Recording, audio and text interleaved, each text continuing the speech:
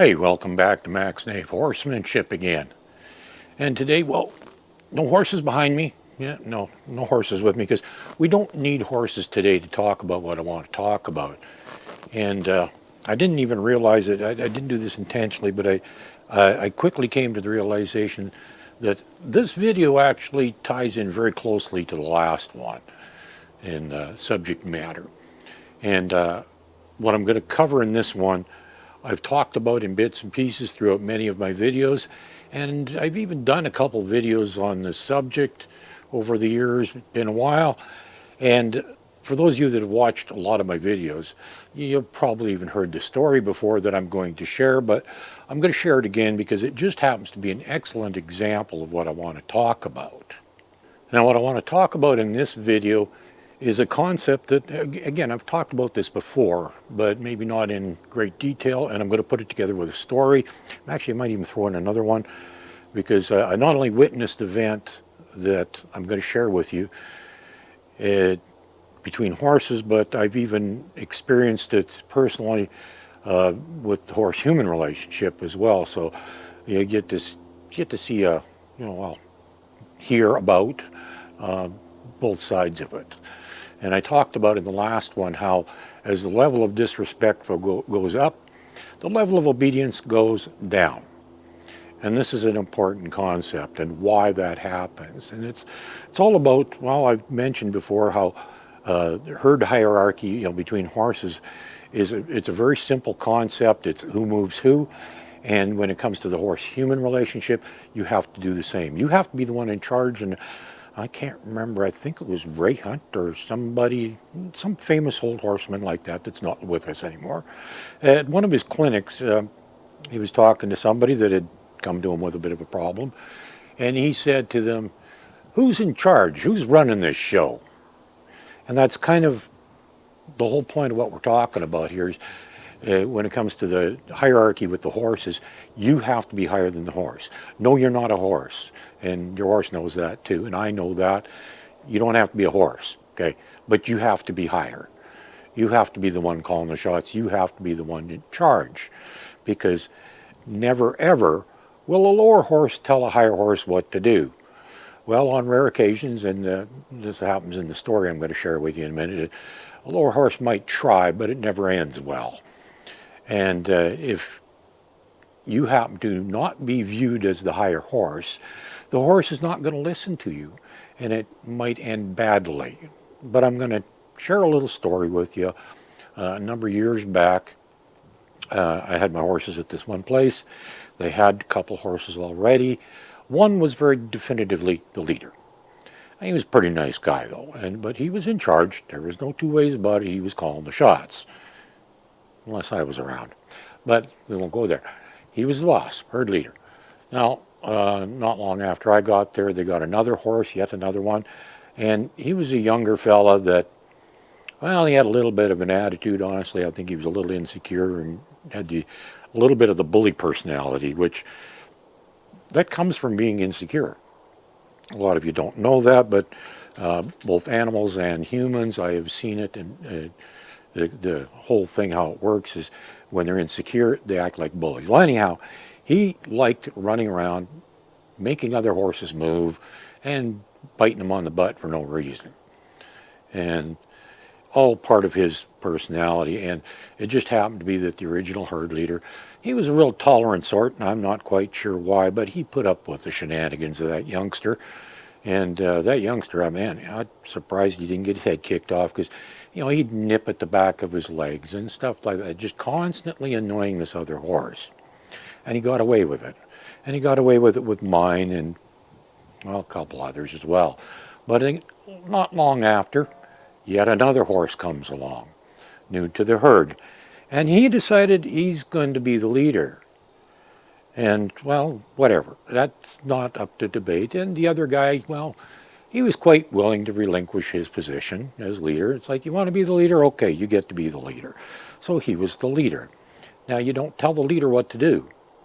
But this youngster, who was full of himself and his shenanigans, promptly tried telling that horse what to do. It didn't end well. I was standing there watching it when it happened. That other horse turned around and bit him on the side and says, "You don't tell me what to do."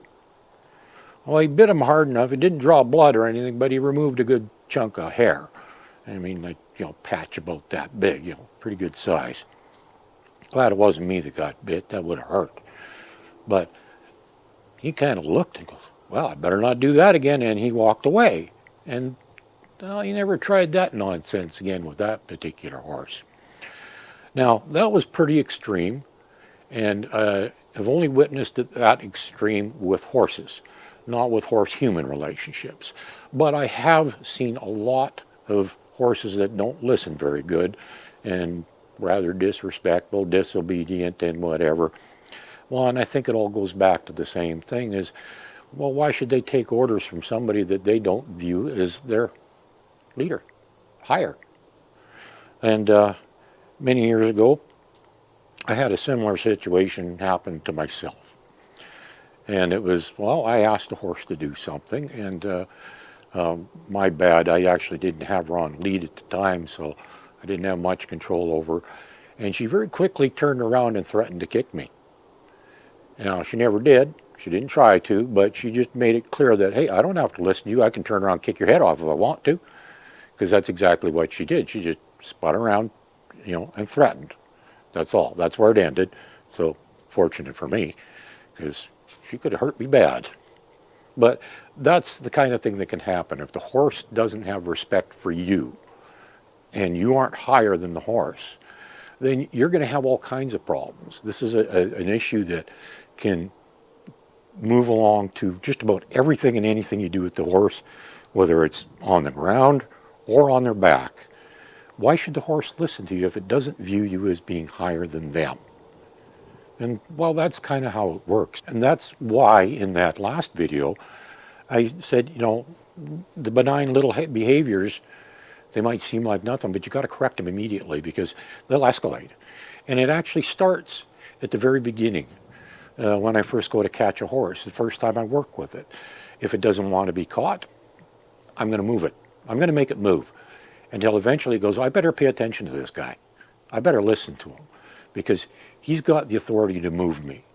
And that's how horses, within horses, determine hierarchy. It's who moves who. It's a very simple concept. Who moves who. That's it. And if you can move the horse, then you're higher. But the minute that horse moves you, you've lost control. And if it does anything, and that's why I emphasize whenever you're working with a horse, if you're leading or having to go around you in circles or whatever you're doing, move into the horse. Never ever step back from the horse, or that means the horse is moving you.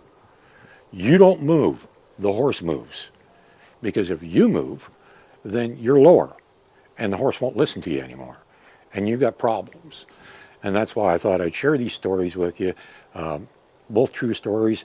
The one I witnessed, the other one that actually happened to me, where the horse said, I ain't listening to you. And, well, she did eventually, and now she listens very well. But that's not the point. At the time, I didn't know much, and I didn't instantly assert my authority like I should have. Would have resolved a lot of that problem. But this is something I've talked about many times in my videos, is you must be calling the shots. You got to be higher than that horse. If that horse, if for any reason whatsoever, doesn't think that you're fit to be its leader, it's not going to listen to you. It's going to go, well, if you're not in charge, if you aren't firm, if you aren't confident, then I'm going to have to be, that means you're nobody, and I don't have to listen to you. And then it not only means you're going to have a horse that's not going to be very, not going to listen well, it's not going to be obedient, but it could actually potentially end up dangerous for you because it could end up kicking or biting you. And I know that those things are possible. I haven't actually seen that happen. I haven't seen that get to that point between a horse-human relationship where there's physical violence of any kind. But it can happen because I've definitely seen it happen between horses. And the fact that one horse threatened me means that it can happen. If it can threaten you, it can do it. Because that's what it's telling you. It's saying, hey, I can do this. I can. And I know she had the ability to do it because I'd seen her do it to other horses. So, her kicking me, that was not a long stretch of the imagination. No. So it's very, very important because it doesn't matter whether you're asking the horse to back up, desensitize it, lunging it, anything you're doing at all. If you are not higher, the horse isn't going to listen to you. So your position with the horse, very important at all times. And you must, if necessary, reaffirm that every once in a while. And that's why you saw in the last video I talked about that, how even though all the horse was doing was rubbing on me, I had to correct it immediately so that it didn't escalate, so that horse would always respect me. Because if I didn't do that, I could lose respect and then I'd lose control. And, well, that doesn't end well for anybody. It's not going to do me any favors. It's not going to do the horse any favors. And this applies to you too.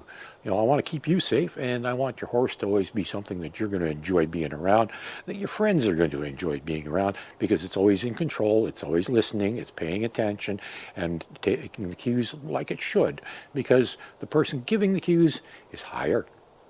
So that's something that you got to do, and you know, different people will use different terms. They'll say that you're the boss, you're the alpha, you're the leader, whatever. You got to be higher. You got to be higher than the horse. Not the whole herd, but the one you're working with for sure. You must be higher than that horse, or bad things could happen. Do you want a big chunk of hair missing off the side of you? Well, you're probably not that hairy, but I wouldn't want to get bit like that. Meantime, go have a great day, play with your ponies, and see you on the next one. Bye now.